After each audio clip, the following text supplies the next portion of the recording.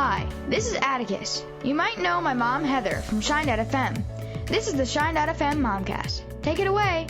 Why don't you introduce yourself to our Momcast listeners? Okay, my name is Sharon Brown. I live in the Indianapolis area, but we've kind of lived in lots of different states and areas. I am a wife and a mom, and I have 5 adult children who are all just amazing in their own way. And I kind of look at mom as being a mom as my greatest privilege, and I believe it's still my responsibility to be in relationship with my children.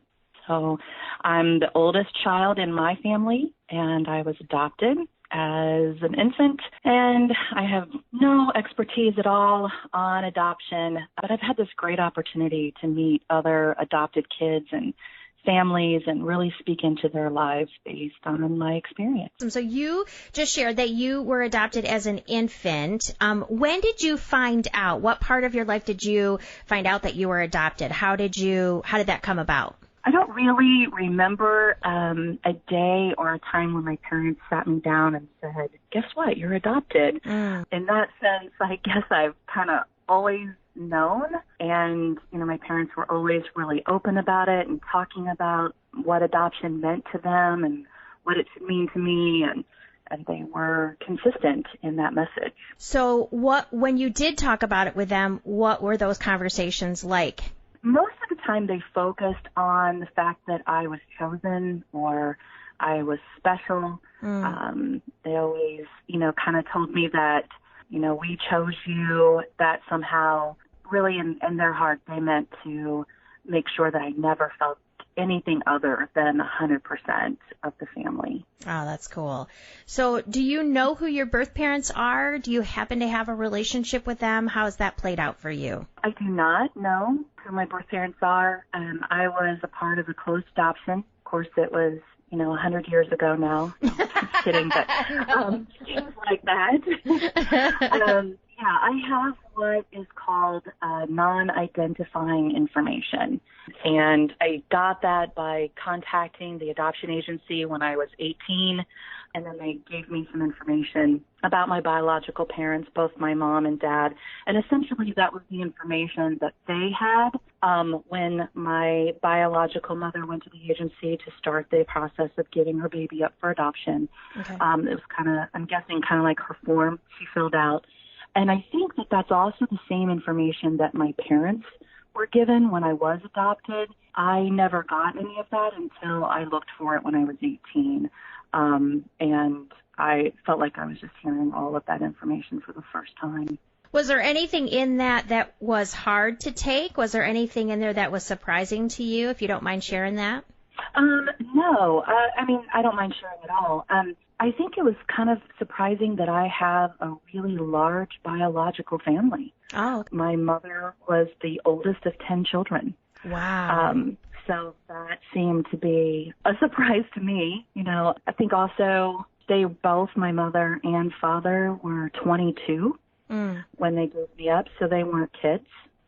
So I think that was kind of surprising to me. Yeah, mostly that. There was a little bit of medical information, but not much at all. Okay. So that to this day is kind of like this big question mark on every form I fill out at the doctor's office. So. Yeah, right. Yeah, I can understand that. Absolutely. So you have 2 sisters. You said you're the oldest, and your 2 sisters are actual biological to your parents. How has that played out for your family? Did you ever struggle with that? And how did your family kind of handle that? How did you handle that? Well, I think we've all kind of struggled with it at some times, probably more so me than them. My parents were married for 7 years, and having children on their own wasn't really happening for them. So they adopted me and then relatively quickly had 2 of their own. So, yeah. So there was, my sisters are wonderful, godly women, and they're each unique, but they're also so much alike.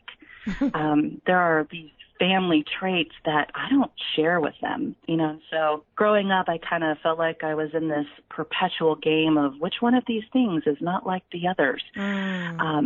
So there was that there was a physical reminder that I don't belong. And then there were the emotional darts that kept telling me that I would never really belong. And that did a number on my self-esteem and value. And I've had to work through that.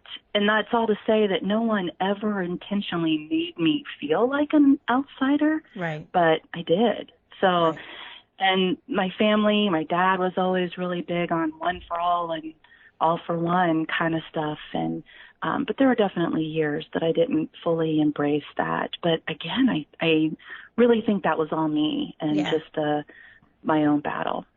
So that probably happened mostly when you were an adult, I would say, or at least the working through part. How do you work through that? Like, how do you, and maybe it's one of those things, and I can relate to this with family stuff, that you're always kind of not battling, but always it's kind of there and you're always kind of struggling with. But for you, how did you work through those things internally or even process it with your family?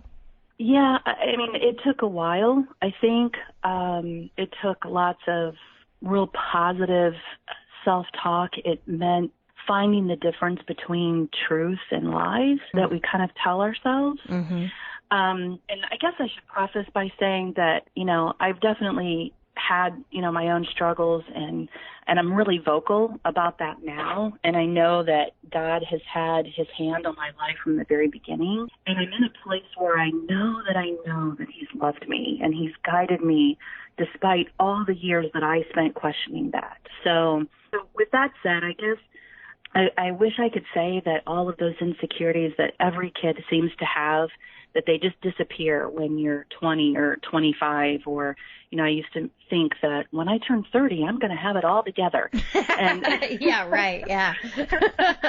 and, you know, and that just was not the case for me. I'm, you know, kind of old now, and I still have a lot of the same struggles. I've just learned to kind of identify them faster and speak truth to them.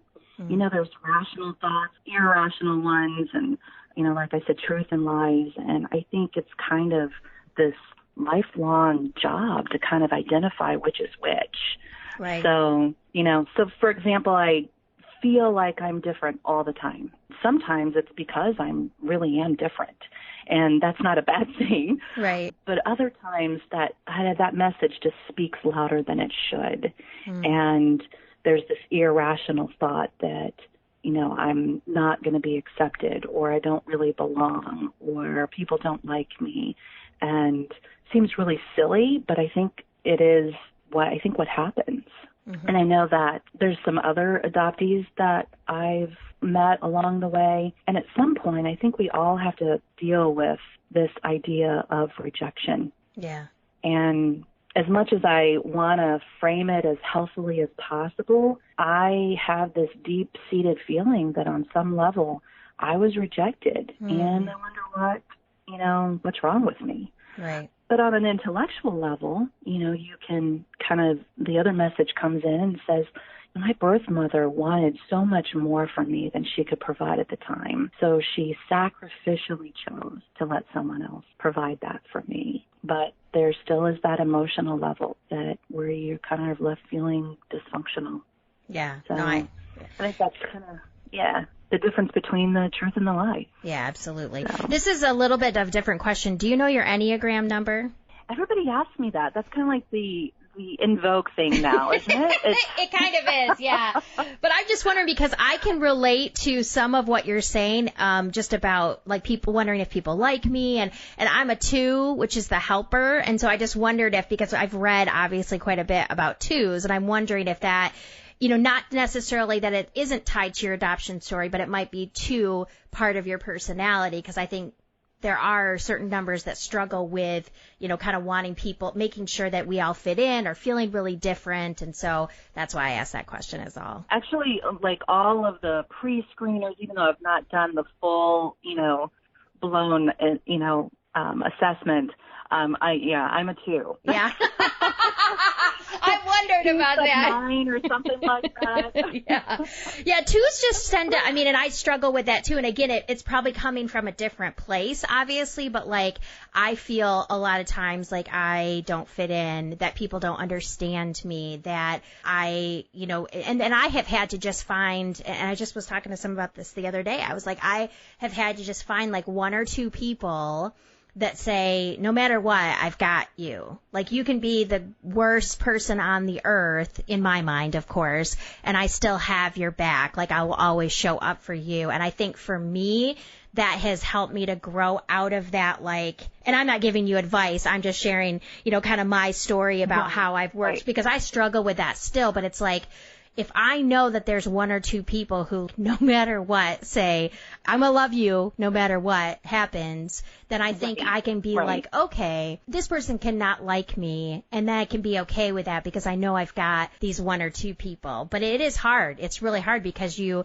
interact with different people all the time, especially if you have kids and church and, you know, different ministries, and you're always feeling like, does that person like me? I don't know about you, but I go back and I look at all of the conversations that I had, and I'm like, oh, I shouldn't have said that. Oh, I shouldn't have done that, or I shouldn't. I do that.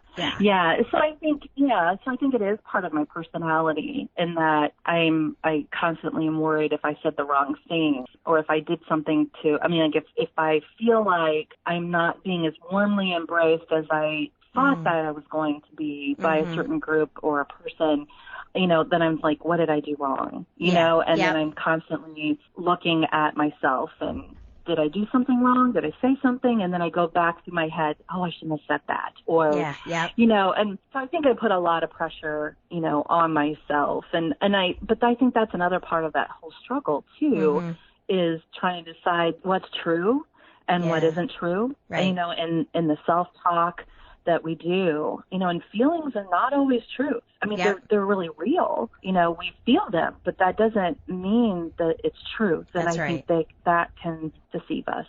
I agree.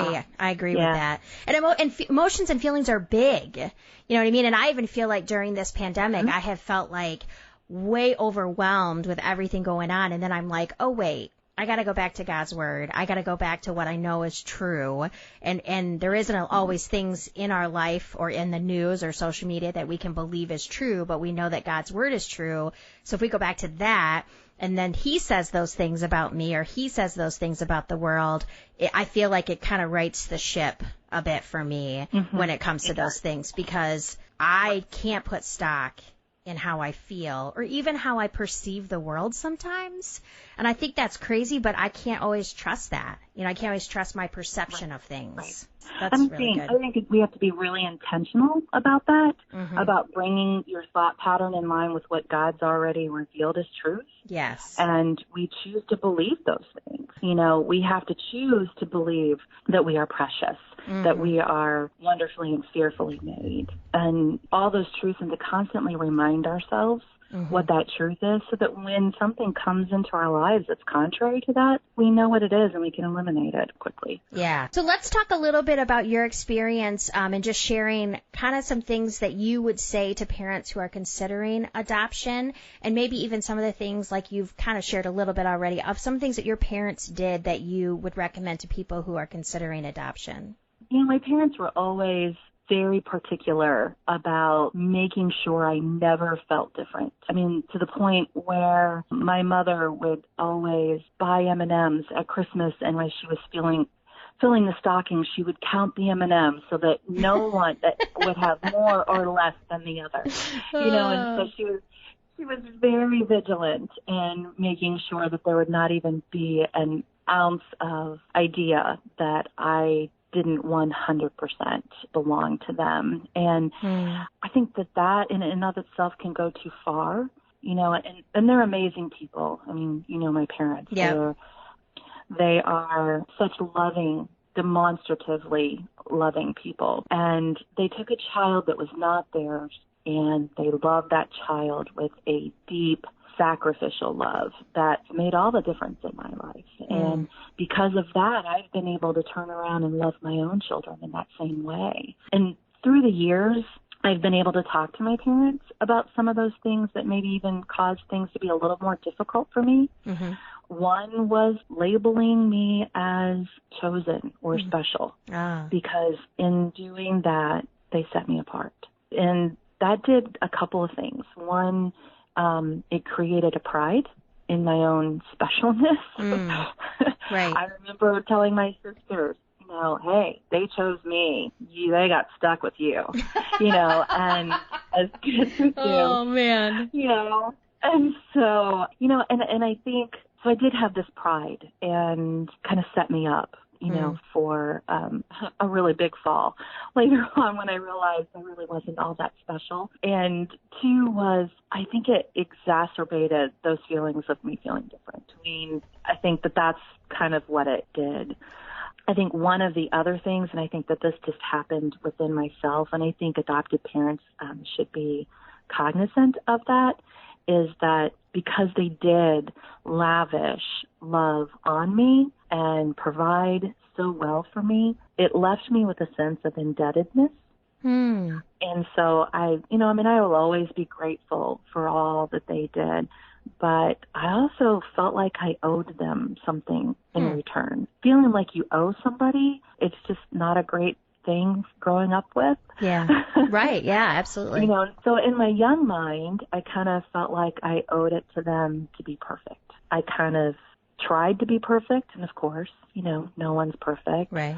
So what I did was I started pretending. So I started hiding where I wasn't perfect, or maybe even lying to others or to myself. So, now I'm kind of like blatantly honest with people. It's kind of like my personal crusade of real talk. Yeah, that's good. That's good. I'm my own open book, and I tend to call people out when they're not being real. And sometimes people don't always like that, especially my kids. I don't think they like my real talk. Yeah, probably. I can understand that, Sherry. More than anything, I want to do what's loving. And sometimes that's just telling the honest truth and what they need to hear and not what they want to hear. But anyway, so I think that my parents never really intended for me to feel anything other than uniquely special, but that kind of backfired for me. So I think there's this delicate balance to teaching your children that they are really special and they're individuals and they're wonderfully and they're customly crafted by a benevolent creator, but they're not more special than anyone else. Right. It is kind of a hard line. And I think about even, with my own kids, you do want them to feel like to you they're special, but I can totally understand in that context of how it can be taken too far. And then, like you said, there can be a pride to it. And I don't know that we as parents always think about that. We're so focused on making sure that our kids feel loved and they feel accepted and that we, unconditionally love them, but you can kind of go too far with that, and I think that's a really good point, because then that does kind of root that pride up to be like, well, I'm better than everybody else. I want our kids to be like that either, so. Yeah, I remember talking to a counselor one time. And I was like, well, my parents told me I could be anything I wanted to be. And, and the counselor looked at me and goes, they forgot to tell you can't be God. Ooh. And I'm like, oh, oops. Wow. And that we all really want to be God in some way of controlling the situation or the outcomes. So yeah, so that was a big lesson for me. Absolutely. And just one final question for you: how do you feel like, and you shared this just a little bit, but I wanted you to expound on it, how the way that your parents loved you and you were grateful for your upbringing, how that did influence your parenting of your own kids? Because you have 5 biological kids, right? You didn't go through adoption, right? 5 biological. So can you just share like how you feel like that whole experience of being adopted and the acceptance that you got, how that affected your parenting? I think a lot of times I try to understand a little bit more. I think because I always felt like, we talked a little bit how I don't feel like anyone ever understood. Right. I think it has made me not always take what's on the surface and to kind of dig a little deeper when your child is having a struggle with something, and you kind of want to get to the root of it and find out what exactly is really going on. So I do like to just have this open discussion time with my kids so that they can tell me exactly what's going on. Mm-hmm. So I think I'm the more, let's talk about this. My husband's more like, nope, you're grounded. So, yeah. And sometimes that's what they need. Yep. So it's a really good balance. So I think that part is I always want to try to understand what's really going on, because it may seem like you're angry, and a lot of times the root to anger is just hurt. Right, exactly. And then you find out what has hurt them, right. And I think I also just kind of want to be the parent where they can talk to me about everything or anything. And of course they won't. They're not going to talk to me about everything, and I've learned that. But I want them to know that I'm not going to judge them. I'm not going to, because whatever struggles they've had, I've had, and I just kind of look at them, when my kids have messed up, and, I remember one time my son came to me because I really messed up, and he told me about it, and I said, I can cast no stones at you because I've struggled with the same thing, or I've messed up the same way, and just really trying to be real about that.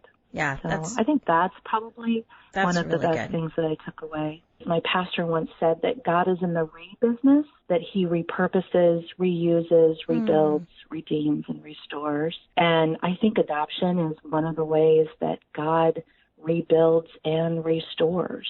And I think that that's what makes kind of like the silver lining to the cloud, that is one way that God makes this right. Because I think, I don't believe that any child is a mistake, but I think sometimes we make mistakes. Right. And this is one way that I think adoption is, it's such a positive thing for me and my family.